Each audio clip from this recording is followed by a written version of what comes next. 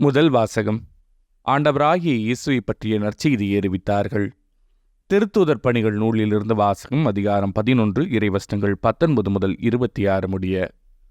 அந்நாள்களில் ஸ்தேவானை முன்னிட்டு உண்டான துன்புறுத்தல்களால் மக்கள் பெனிசியா, சைப்ரசு, அந்தியோக்கியா வரை சிதறிப்போயினர். அவர்கள் யூதருக்கு மட்டுமே இறைவார்த்தையை அறிவித்தார்கள், வேறு எவருக்கும் அறிவிக்கவில்லை. அவர்களுள் சைப்ரசு, சீரேன் ஆகிய இடங்களைச் சேர்ந்த சிலர் இருந்தனர். அவர்கள் அந்தியோக்கியாவுக்கு வந்து அங்குள்ள கிரேக்கரை அணுகி ஆண்டவராகிய இயேசுவை பற்றிய நற்செய்தியை அறிவித்தார்கள். ஆண்டவரின் கைவன்மையை அவர்கள் பெற்றிருந்தார்கள். பெருந்தொகையான மக்கள் நம்பிக்கை கொண்டு ஆண்டவரிடம் திரும்பினர். இந்த செய்தி எருசலேம் திருச்சபையினர் காதில் விழவே அவர்கள் பர்னபாவை அந்தியோக்கியா வரை சென்று வர அனுப்பி வைத்தார்கள்.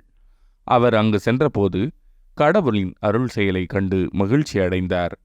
மேலும் உறுதியான உள்ளத்தோடு ஆண்டவரை சார்ந்திருக்குமாறு அனைவரையும் ஊக்கப்படுத்தினார். அவர் நல்லவர், தூய ஆவியால் ஆட்கொள்ளப்பட்டு நம்பிக்கை நிறைந்தவராய் பெருந்திரளான மக்களை ஆண்டவரிடம் சேர்த்தார். பின்பு சவுலை தேடி அவர் தர்சு நகர் சென்றார். அவரை கண்டு அந்தியோக்கியாவுக்கு அழைத்து வந்தார்.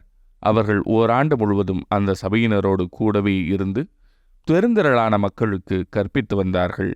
அந்தியோக்கியாவில்தான் முதல் முறையாக சீடர்கள் கிறிஸ்தவர்கள் என்னும் பெயரை பெற்றார்கள். இது ஆண்டவரின் அருள்வாக்கு. இறைவா, உமக்கு நன்றி. பதிலுரை பாடல். பிற இனத்தாரே, நீங்கள் அனைவரும் ஆண்டவரை போற்றுங்கள். நகரின் அடித்தளம் திருமலைகளின் மீது அமைந்துள்ளது.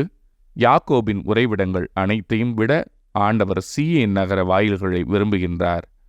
கடவுளின் நகரே, உன்னை பற்றி மேன்மையானவை பேசப்படுகின்றன. பிற இனத்தாரே, நீங்கள் அனைவரும் ஆண்டவரை போற்றுங்கள். எகிப்தையும் பாபிலோனையும் என்னை அறிந்தவைகளாக கொள்வேன். பெலிஸ்தியர், தீர் மற்றும் எத்தியோப்பிய நாட்டினரை குறித்து இவர்கள் இங்கேயே பிறந்தவர்கள் என்று கூறப்படும். இங்கேதான் எல்லாரும் பிறந்தனர். உன்னதர்தாமே அதை நிலைநாட்டியுள்ளார் என்று சீயோனை பற்றி சொல்லப்படும். பிற இனத்தாரே, நீங்கள் அனைவரும் ஆண்டவரை போற்றுங்கள். மக்களினங்களின் பெயர்களை பதிவு செய்யும்போது இவர் இங்கேதான் பிறந்தார் என ஆண்டவர் எழுதுவார். ஆடல் வல்லாருடன் பாடுவோரும் சேர்ந்து எங்கள் நலன்களின் ஊற்று உன்னிடமே உள்ளது என்பர். பிற இனத்தாரே, நீங்கள் அனைவரும் ஆண்டவரை போற்றுங்கள். நற்செய்தி வாசகம். நானும் தந்தையும் ஒன்றாயிருக்கிறோம். யோவான் எழுதிய தூய நற்செய்தியிலிருந்து வாசகம். அதிகாரம் 10, இறைவசனங்கள் 22 முதல் 30 முடிய. அக்காலத்தில் எருசலேமில் கோவில் அர்ப்பண விழா நடந்து கொண்டிருந்தது. அப்போது குளிர்காலம்.